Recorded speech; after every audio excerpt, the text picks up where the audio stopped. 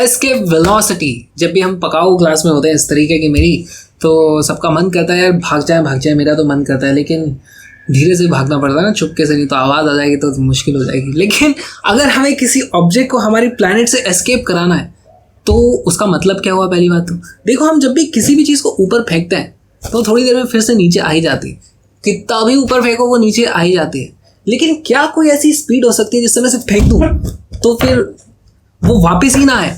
तो उसे हम बोल देंगे कि वो वेलोसिटी एस्केप वेलोसिटी होती है। तो इनको अंतरिक्ष की सैर करा के हम लेके आ गए हैं।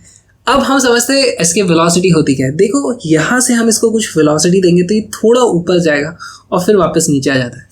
हम इसको कितनी ज़्यादा वेलोसिटी दे दें कि ये वापस कभी आए ही नहीं, इसका क्या मतलब हुआ? यानी ये जाता ही जाएगा ऊपर की तरफ, जाता ही जाएगा, उधर कहाँ जाएगा? इनफाइनाइट डिस्टेंस में।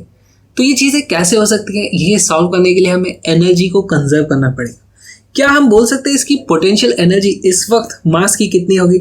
इस वक्त इस मास की पोटेंशियल एनर्जी हो जाती है U = -g_m mass of earth into object का mass divided by radius of earth. अच्छा, ये इसकी पोटेंशियल एनर्जी थी। हमने इसको कुछ वेलोसिटी दी, यानी कि हमने इसको कुछ काइनेटिक एनर्जी दे दी।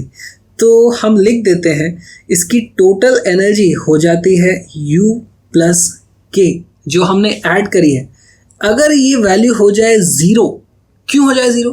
क्योंकि हमने इसको इतनी वेलोसिटी दे करके फेंका है कि ये इनफाइनाइट तो पहुंच गया, लेकिन वहाँ पे जाते जाते इसकी वेलोसिटी बेचारे की 0 हो गई। यानी कि इनफाइनाइट पे वेलोसिटी 0 है, यानी काइनेटिक एनर्जी 0 है, और इनफाइनाइट पे पोटेंशियल एनर्जी तो वैसे ही 0 हमने डिफाइन करी हुई है। यानी टोटल एनर्जी इनफाइनाइट पे अगर 0 हो जाएगी तो हमने जो काइनेटिक एनर्जी दी है, यानी कि हमने जो वेलोसिटी इसको दी है, वो इसको एस्केप कराने के लिए सफिशिएंट है। तो वही हमारी एस्केप वेलोसिटी हो जाती है। देखो, यहाँ से कैलकुलेशंस करते हैं। U की वैल्यू है -g mass of earth m/re plus ½ mv² = 0। यहाँ पर m से m कट जाता है, हमारे v की वैल्यू आ जाती है v =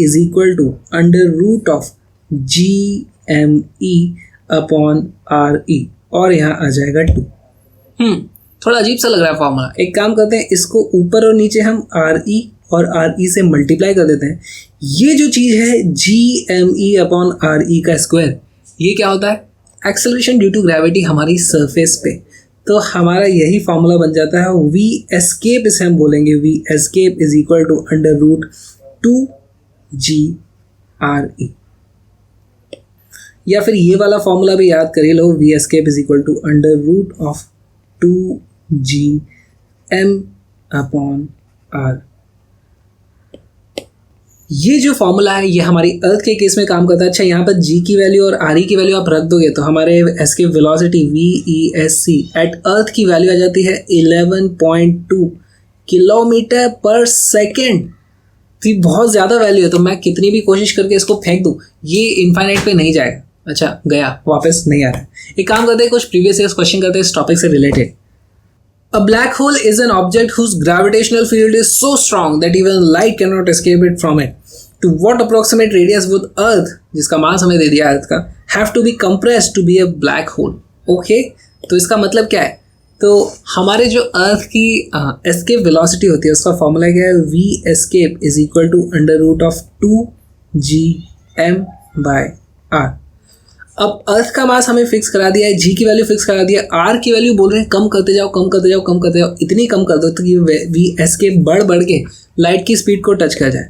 तो यहाँ पे हम कैलकुलेशंस को थोड़ा सिंपल करने के लिए देखो क्या करेंगे, इसको हम लिख देंगे √2। जी की वैल्यू होती है 20/3 × 10⁻⁻11।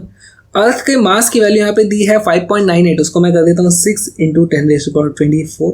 आर की वैल्यू हमें कैलकुलेट करनी है = 3 × 10⁸ मीटर पर सेकेंड, जो लाइट की स्पीड है। यहाँ से आप दोनों तरफ स्क्वायर ले लो और फिर इसको सॉल्व करना शुरू करोगे। देखो, ये 3 से ये 2 यहाँ पे बचेगा, बस हमारे पास वैल्यू आ जाएगी 2 × 20 यानी कि 40 × 10⁻11 प्लस 24 × 2 डिवाइडेड बाई r = 9 × 10⁸ 8 और 8 16। यहाँ से r की वैल्यू आ जाती है r = 80 divided by 9 into 10⁻11 plus 24 - 16। Which is equal to 80/9 into 10⁻⁻3। अच्छा, ये 80/9 को भी देखो, ऑप्शन तो कहीं ऐसे दिख नहीं रहे, तो 80/9 को भी 90/9 मान लो आप, तो वो आ जाता है 10 इंटू 10⁻⁻3, यानी कि हम बोल सकते हैं 10⁻2 मीटर। इसमें से आंसर हमारा आ जाता है सी। यानी हमारी जो इतनी बड़ी अर्थ है उसको आप छोटा करते जाओ, छोटा करते जाओ, छोटा करते जाओ, कितना, 1 सेंटीमीटर उसका रेडियस कर दो, यानी 2 सेंटीमीटर डायमीटर, इतना बड़ा, तो हमारी अर्थ ब्लैक होल बन जाएगी। बहुत ही सही है। कौन बना रहा है हमारी अर्थ को ब्लैक होल? हम। चलो next question. The radius of a planet is twice the radius of Earth. Both have almost equal average mass density और density common कर दी. If VP and VE are escape velocities of the planet and the Earth respectively, then VP और VE के बीच में हमें ratio पता करना है। तो देखो VP upon VE ऐसे डायरेक्ट निकालेंगे थोड़ा मुश्किल हो जाता है। देखो हम ऐसे नहीं करेंगे सॉल्व, हम सॉल्व करेंगे। देखो हमारे पास एस्केप वेलोसिटी का फॉर्मूला होता है √2gm अपॉन आर। मास क्या होता है? डेंसिटी इनटू वॉल्यूम, क्योंकि डेंसिटी दोनों की सेम है तो हम डेंसिटी वाले मोड में चले जाएंगे। इसको हम लिख सकते हैं √2g, मास को आप लिख दो डेंसिटी इंटू 4/3 πr3, है ना, डिवाइडेड बाई आर। ये हमारी एस्केप वेलोसिटी आती है। यहाँ पर देखो आर से ये आर स्क्वायर हो जाएगा और हमारे पास सम वैल्यू आ जाएगी, ये अंदर कुछ तो रहेगा, टाइम्स आर बाहर आ जाएगा, यहाँ पर ये स्क्वायर बचेगा सिर्फ, है ना। तो हम देखते हैं कि escape velocity is proportional to, तो यहाँ पे मैं सम कांस्टेंट के लिख देता हूँ, रेडियस आर। अगर हमारी डेंसिटी सेम है तो if density is equal to same, तो यहाँ से हमारे पास Vp अपॉन Ve की वैल्यू आ जाती है 2, क्योंकि प्लैनेट का रेडियस डबल है ना, तो Vp is equal to 2 times Ve। Answer C हमारा आ जाता है। और एक क्वेश्चन सॉल्व करते हैं। If Ve is the escape velocity and V0 is orbital velocity of a satellite for orbit close to Earth's surface, then these are related by। बहुत ही simple question है। देखो अर्थ की सरफेस के पास बोला है, तो हमारे पास मान लो एक अर्थ है, चलो भाई पहले अर्थ बना देते हैं इस तरीके से। ये हमारी अर्थ आ गई है। अब यहाँ पर कोई पार्टिकल है, उसको हमें V एस्केप देना पड़ता है। V एस्केप देते तो कितनी होती है वैल्यू उसकी, आती है √2gm/r। और हमसे बोला गया है कि एक सैटेलाइट है जो अर्थ की सरफेस पे इस तरीके से ऑर्बिट में चक्कर लगा रहा है, तो उसका सेंटर से डिस्टेंस उसको भी हम RE मान सकते हैं। ऑर्बिट उसका RE रेडियस का ही हो गया है, तो उसकी ऑर्बिटल वेलोसिटी कितनी हो जाती है? V orbital is equal to √gm/r। ये है √2gm/r। तो हमें पता चल जाता है कि VE is equal to √2 times VO। और हमारा आंसर कौन सा है? VE is equal to √2 times VO। D हमारा आंसर आया था। और अब आता है एक सबसे अच्छा वाला प्रीवियस ईयर क्वेश्चन, जिसको बहुत ज़्यादा दिमाग लगाना पड़ेगा, उसको देखते हैं। For a satellite escape velocity is 11 kilometre per second. If the satellite is launched at an angle of 60 degree with the vertical, then the escape velocity will be. इस क्वेश्चन का मतलब क्या है? देखो हमारे पास यहाँ पर एक सैटेलाइट था, अर्थ से उसको हम लॉन्च करते थे इस तरीके से। मान लो हमें किसने बताया कि ऊपर लॉन्च करते थे, मान लेते हैं कि ऊपर लॉन्च करते थे, तो उसकी वेलोसिटी अगर हम 11 किलोमीटर पर सेकंड करते हैं, 11.2 है हमारे अर्थ की एस्केप वेलोसिटी, या 11 कर दी क्वेश्चन में सिंप्लिसिटी के लिए, तो वो एस्केप कर जाती है। ओके, अब हमसे बोला है कि इस बार हमने ऊपर की जगह इस तरफ 60 डिग्री के एंगल पर वेलोसिटी दी है V, तो हमें देख के ऐसा लगेगा कि अच्छा इसको ऊपर जाना था इनफाइनाइट पे, वेलोसिटी इस तरफ दे दी है, इस बार ज़्यादा वेलोसिटी देनी पड़ेगी इस तरीके से कि इस वेलोसिटी का ये वाला जो कंपोनेंट है उसकी वैल्यू 11 हो जाए, यानी कि वेलोसिटी 2 जो ये आ जाएगी वो हो जाएगी हमारी 2 टाइम्स V।